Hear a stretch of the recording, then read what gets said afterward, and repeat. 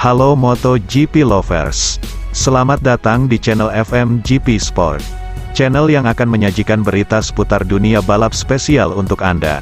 Jika Sobat GP terhibur dengan berita yang kami sajikan, jangan lupa subscribe dan nyalakan notifikasinya. Baiklah, langsung saja mari kita simak berita selengkapnya.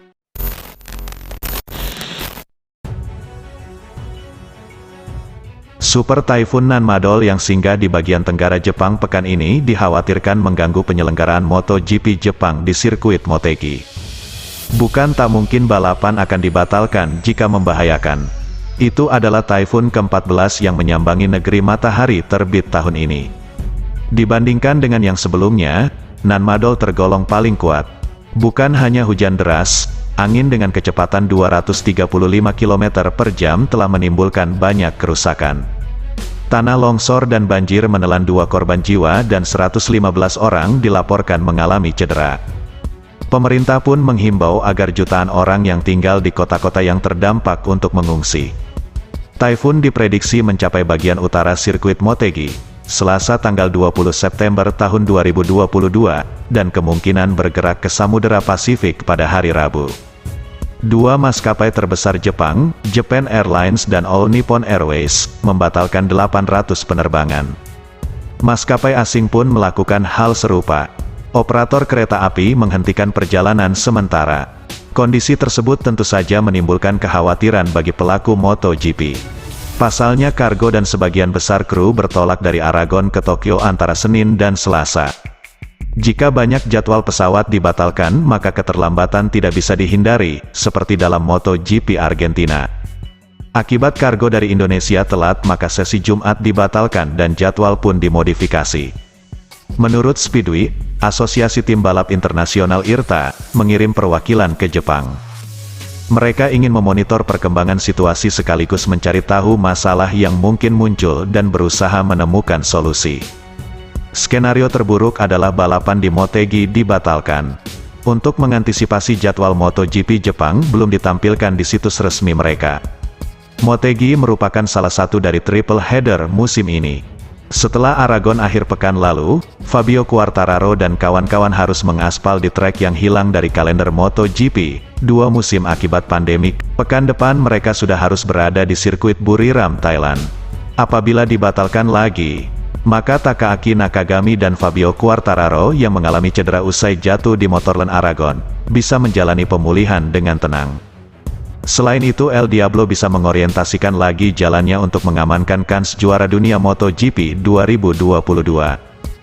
Saat ini Quartararo sudah sangat dekat dengan rival terdekatnya, Francesco Bagnaia. Dari 30 poin, gap mereka tinggal 10 poin. Sementara itu, ketidakberuntungan juga dialami Nakagami saat berlomba di Motorland Aragon. Balapannya harus berakhir lebih cepat, karena mengalami insiden kecelakaan di tikungan 8 pada lap pembuka. Nakagami terjatuh setelah kontak dengan Marc Marquez yang mengalami masalah mekanis pada motornya. Setelah mengaktifkan perangkat holeshot belakang, roda belakang RC213V terkunci. Boleh dibilang Nakagami termasuk beruntung. Sebab ketika dia terjatuh dari motornya, pembalap Jepang itu tepat berada di tengah lintasan. Hasil pemeriksaan menunjukkan jari tangan kanannya luka robek. Senin tanggal 19 September tahun 2022, LCR Honda merilis pernyataan resmi bahwa Nakagami naik meja operasi, dan prosedur bedah berjalan lancar. Diyakini Nakagami dapat mengikuti balapan di Motegi walau harus tes medis terlebih dulu. Sobat GP jangan kemana-mana, karena setelah ini masih ada berita menarik lainnya.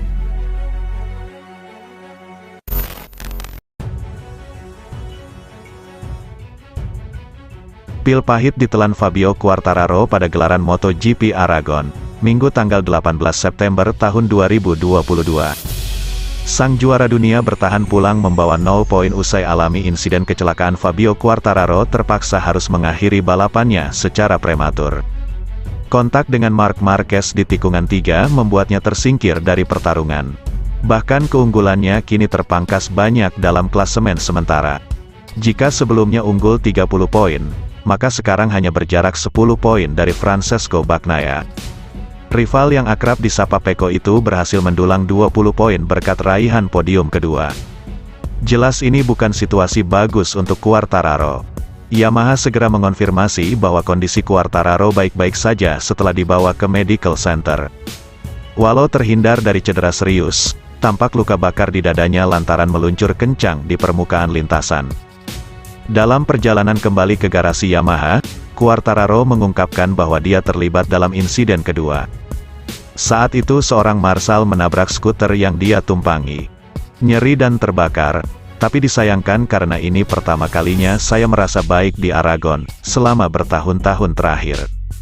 Saya crash di tikungan ketiga bukanlah hal terbaik, tuturnya. Setelah kecelakaan, seorang marshal menabrak skuter. Saya mengalami kecelakaan kedua dan itu cukup cepat. Untungnya saya tidak melepas helm saya. Tetapi marshal ini menabrak skuter lain dengan cukup cepat. Beruntung saya tidak apa-apa karena kecelakaan itu. Namun semua yang saya alami, dari segi cedera, adalah dari kecelakaan pertama. Saya kira marshal juga sedikit sakit. Meski bersenggolan dengan Marquez, Quartararo tak menyalahkan pembalap Honda itu. Mark menikung dengan sangat baik tetapi juga tergelincir. Saya memiliki traksi yang lebih baik dan saya tidak mengira dia berada di sana. Saya menabraknya dari belakang. Saya tidak ingat persis situasinya, tetapi sayang sekali itu terjadi di tikungan ketiga. Lebih lanjut, Quartararo sekarang hanya terpaut 10 poin di depan Francesco Bagnaia. Sang rider Ducati finish kedua setelah dikalahkan calon rekan setimnya musim depan, Enea Bastianini. Kendati pulang membawa 0 poin, Quartararo tetap berusaha mengambil sisi positif dari penampilannya, bahwa dia sebenarnya kompetitif di MotoGP Aragon. Saya selalu kencang tetapi tidak pernah benar-benar konsisten, ucapnya. Saya sangat senang dengan hasil FP4. Saya sangat konsisten dan cepat. Jadi terlepas dari balapan itu adalah akhir pekan yang positif, dan saya sangat menantikan untuk pergi ke trek yang sudah lama tidak kami kunjungi. Jepang adalah salah satu trek favorit saya dan Thailand juga. Jadi saya akan mendorong maksimal saya untuk membuat yang terbaik di sana. Saya pikir berjuang untuk 5 besar akan menjadi hasil yang bagus. Kami tahu dalam balapan kami selalu kesulitan. Tetapi 1 menit 48 detik adalah waktu lap yang sangat cepat. Mungkin podium adalah sesuatu yang mungkin dan berjuang untuk kemenangan.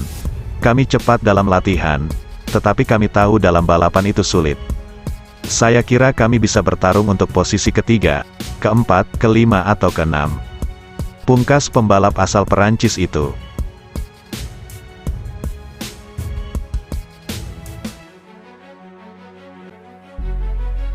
Terima kasih sudah setia di channel ini. Nantikan ulasan-ulasan menarik lainnya dari channel FMGP.